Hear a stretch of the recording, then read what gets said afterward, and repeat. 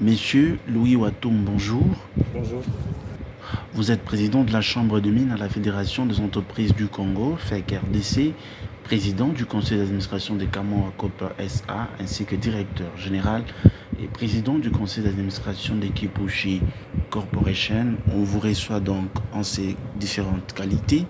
Quels sont les défis auxquels l'industrie minière congolaise est-elle confrontée aujourd'hui en termes de fournitures en énergie électrique? Le défi pour les miniers, nous l'avons toujours dit, c'est qu'il y a un très grand accroissement de production minière. Comme vous le savez, nous venons encore de battre tous les records des années précédentes. Il faut de l'énergie pour accompagner tout cela.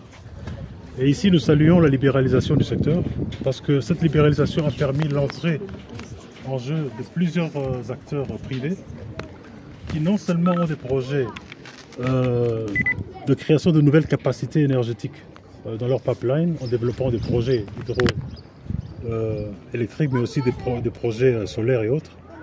Et il y a aussi d'autres opérateurs qui importent même de l'énergie pour nous. C'est en fait une denrée. Ils importent pour approvisionner l'industrie minière. Et c'est cela qui permet justement de soutenir notre production. Mais c'est vrai, le défi demeure, le déficit demeure, qui est de près de 1000 MW. Et il va aller croissant parce que les entreprises minières, avec l'économie mondiale d'aujourd'hui qui recherche des métaux pour la transition vers les énergies vertes, va consommer de plus en plus des métaux que nous avons dans cet hinterland minier ici du Grand Katanga. Et donc il y aura un besoin encore accru d'énergie. Il faudra que nous conjuguions les efforts. Au-delà de la libéralisation du secteur, je crois que notre pays doit adopter la stratégie de réellement développer de la nouvelle capacité parce que le potentiel est là. On a toujours parlé du potentiel hydroélectrique immense de notre pays. Il faut que la volonté politique aussi puisse se traduire dans des gros projets d'investissement que nous pouvons initier nous-mêmes au niveau du pays. À votre avis, à qui incombe le développement du secteur énergétique en RDC? Le développement de notre pays, pas seulement dans le secteur énergétique, mais dans tout autre secteur, ce n'est pas l'affaire d'une poignée d'individus ou d'autorités.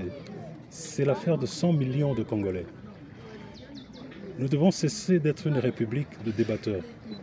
Des gens qui parlent et des gens qui passent d'un projet à un autre, d'une recommandation à une autre, sans des résultats concrets. C'est pour cela que je parle beaucoup, encore une fois, à la jeunesse, pour leur dire, les pays qui évoluent, les pays qui avancent, ce ne sont pas des pays qui passent le temps à faire des retraites comme nous faisons et à faire des recommandations qui restent sans suite. C'est des pays qui ont développé certaines valeurs. Valeurs de patriotisme, aimer son pays, valeurs d'intégrité. Parce que quand on est intègre, on fait ce qui est correct, même quand personne ne vous regarde. On ne corrompt pas, on ne se fait pas corrompre. Valeurs de pragmatisme, d'obligation des résultats. On est tous payés pour produire un résultat. Dans ces pays-là, quand vous ne produisez pas des résultats, on met quelqu'un d'autre, ça veut dire que vous êtes viré. Et enfin, de méritocratie. Nous ne pouvons pas continuer avec les mêmes méthodes que dans le passé. Lorsque nous sommes en position d'autorité, nous nous tournons tout naturellement vers notre famille biologique ou les membres de nos partis politiques pour les recruter. Non, nous sommes 100 millions de Congolais, c'est 100 millions de talents spéciaux que Dieu a mis en chacun de nous. Mettons les meilleurs qu'il faut aux places qu'il faut. Les grandes équipes de football, que ce soit en Ligue ici, que ce soit à Mazembe, ici au Katanga, que ce soit à Kinshasa, ASV Club ou toute autre équipe ou même dans le monde, ces équipes gagnent des trophées parce qu'ils mettent les meilleurs joueurs qu'ils peuvent aux places qu'il faut. C'est ce qu'il faut pour notre pays. Dans chaque domaine, dans chaque secteur d'activité, qu'on mette les gens qu'il faut à la place qu'il faut. Nous sommes 100 millions de Congolais, c'est 100 millions de talents spéciaux. C'est tous ces talents qu'il faut mettre au service de la nation. Quel est votre commentaire concernant les projets de la centrale hydroélectrique des Somoué par l'opérateur économique Eric Monga, CEO d'Equipai Énergie? Kudos à président Eric, c'est l'un de nos pionniers, il mérite notre respect à nous tous. Il s'est battu, comme vous savez, dernièrement contre des forces négatives qui ont voulu faire dérailler ce projet-là. Nous sommes tous derrière lui et nous voulons que de plus en plus les fils et filles de ce pays se lèvent et développent des projets qui sont salutaires pour notre pays. Nous ne devons pas rester écouter le chant des sirènes qui viennent d'ailleurs, mais nous devons développer notre pays, chercher ce qui est bon pour nous et le faire. Et le président Eric, il est de cette classe-là. Nous lui souhaitons bon vent, qu'il a tout notre soutien et qu'il puisse servir davantage de modèle d'inspiration à la jeunesse pour qu'elle fasse encore mieux que ça. En rapport avec l'accès au financement par les jeunes entrepreneurs congolais, est-ce que les cadres est-il propice pour l'obtention des crédits?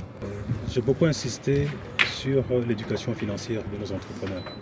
J'ai beaucoup insisté sur leur capacité de comprendre comment se font les montages financiers aujourd'hui.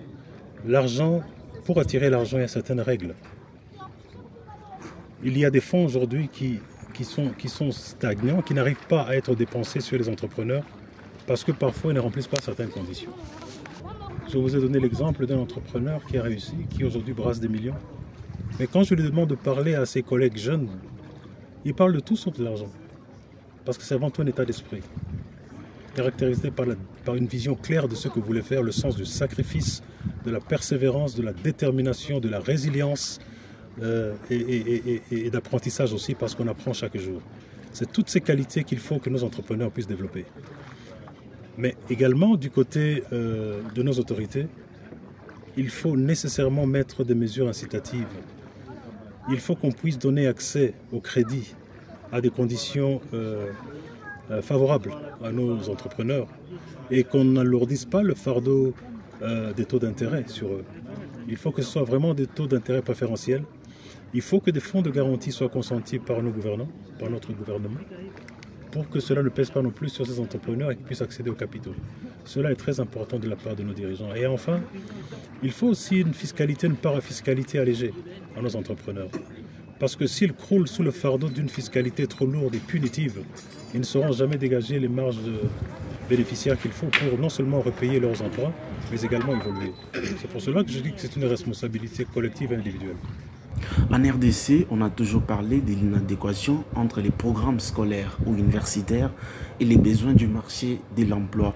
En tant qu'acteur majeur du secteur minier, quelles solutions concrètes pouvez-vous proposer pour changer la donne? Encore une fois, je dis toujours la balle est dans les deux camps. Du côté du gouvernement, il y a déjà un effort qui se fait. Par exemple, au niveau universitaire, on parle de LMD aujourd'hui. On veut rendre l'enseignement plus pratique. Et c'est une bonne chose. Maintenant, encore un long chemin à faire pour le faire. On doit changer en réalité le curriculum depuis l'école primaire, secondaire et universitaire pour que les notions élémentaires de l'entrepreneuriat, de la création de richesses soient inculquées dès le bas âge. On nous a tout appris sauf la création de richesses. Regardez de vous-même depuis les indépendances.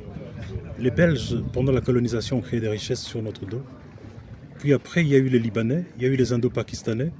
Dans les temps modernes, il y a les Chinois, il y a les Sud-Africains. Et même nos frères africains, les Kenyans, les Nigériens et autres qui achètent des banques chez nous. Mais toutes ces créations de richesses se font avec nous comme étant spectateurs. Et cela doit changer. Mais cela va changer par nous-mêmes, en nous éduquant financièrement, en comprenant ce qu'il faut pour aller dans l'entrepreneuriat et en allant dans cette courbe d'apprentissage. Donc je demande à toute notre jeunesse de vraiment être éveillée et de comprendre que nous sommes en compétition avec la jeunesse des autres pays du monde qui vient faire des richesses chez nous. On ne peut pas continuer à être des spectateurs. Et à nos autorités, bien sûr, comme je dis, mettre des mesures qu'il faut. Tant du point de vue du système éducatif, mais du point de vue de la facilité d'accès au financement, de l'accompagnement par un allègement fiscal et en faisant ce qu'on appelle de la discrimination positive. C'est-à-dire donner des marchés préférentiellement aux Congolais, à des vrais Congolais, pas des Congolais qui font de la figuration. Ailleurs, c'est comme ça qu'on a créé une classe d'affaires puissante, par la discrimination positive. Et nous devons le faire aussi dans notre pays. Monsieur Louis Watoum, merci d'avoir répondu à nos questions. Je vous en prie.